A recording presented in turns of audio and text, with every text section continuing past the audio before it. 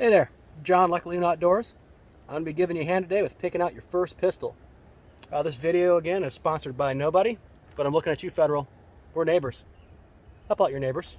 All right, here we go. Let's get into it. All right, so looking for your first pistol, and it's overwhelming, isn't it? There is all kinds of stuff on the market. All kinds of manufacturers, models, calibers, features, materials. Oh, crazy. Well, I'm going to try to give you a little bit of a hand here on the big items you need to focus on. All right, big item one, cost. Everything that's stable is a different cost. Everything has different features, but you need to define, before you get into it too deep, what your cost range is going to be. So get that defined, and then also you need to define how much you're willing to flex on that cost range, because odds are you're going to find something that you end up liking quite a bit, and it's most likely going to be like 50 bucks, maybe $100 more than what your budget is or what you anticipated. So just saying, expect that. It's probably going to happen. Also, with that happening, I have yet to be disappointed in spending that extra to $50 to $100. Haven't been disappointed yet.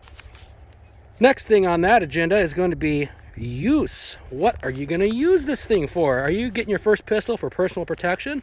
Are you getting your first pistol because you're curious and want to try getting into shooting and you want something for the range? Are you getting something that's, more historical? You want to get into that realm? Or is it just you're exercising your right and you just want to get something from a movie that's really cool? Whatever it might be, you need to define that.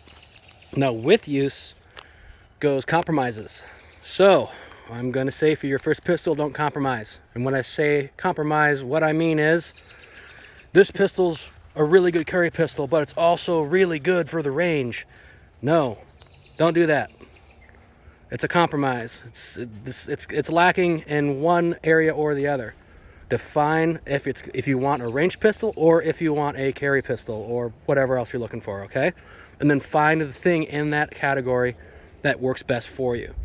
Because also with this, you may get your first carry gun and then say, you know what, I want to get more time at the range. You'll buy something else and you'll find something in that category that is good in that category. Just start there. Don't compromise, okay?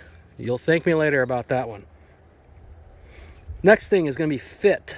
Oh my gosh, fit. Super, super, super important.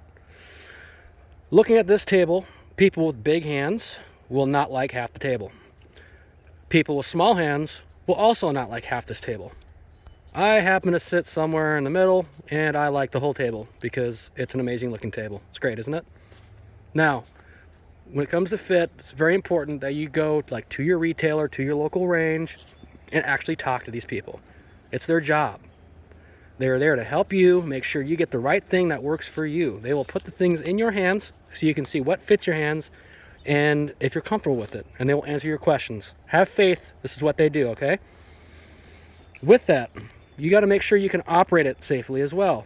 So, I have family who can't operate half this table because they don't have very strong wrists. They can't pull those slides back, right? So, something else. Make sure you can actually function it. Grab that slide, pull it back. Can you lock it to the rear? Do you have the wrist strength to do that? There are things in the marketplace that will help you with that.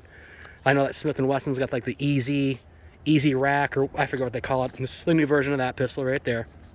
It makes it really easy to lock it back. People have, a little bit of wrist strength issues, or if you're a little bit older, we all get there. They're accommodating those things. So just make sure you get out, get your hands on it, and test it out. Next thing is going to be accessories. Now, this is a thing that you don't necessarily anticipate when you first start looking. Just like a car. All the accessories. Oh my gosh. So, especially with pistols, you're looking at, are you going to get a holster with it? Maybe, maybe not. Cleaning, you got to have a cleaning kit. You got to keep this thing clean and tip-top performance. Ear protection. Where are you going to go for ear protection here? Everybody, pretty much everybody owns at least one pair of these, whether or not they use them or not, but pretty much have them.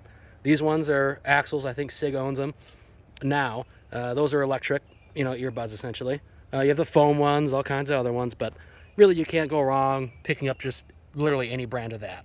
Just the standard EMF, especially for pistol shooting. Not a bad route to go, okay? You've also got gloves. You got eye protection, extra magazines, ammunition. Holy cow, ammunition's big. This stuff's not getting any cheaper. these all eat different things, and depending on what you choose, it can be more expensive or less expensive to feed it.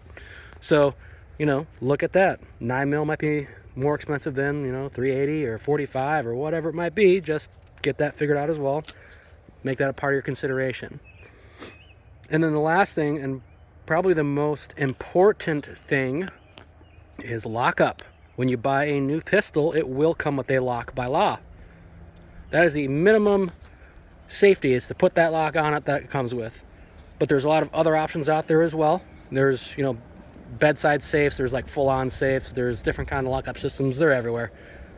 But you need to figure out what works out for you, and you need to take it serious, because you don't want people getting their hands on these who shouldn't have their hands on them, whether it's a relative that's had too much to drink, or a child, or, you know, whatever it might be. It's your responsibility as the new owner to make sure that only you or those you want to have access to it do. So take it serious. Other than that, those are the big ones. You got cost, you got use, you got fit, no compromising, and then you have accessories. Good luck, and if you have any questions, talk to your retailer, or you can shoot me a question. I'd be more than happy to give you a hand there, okay? Best of luck to you.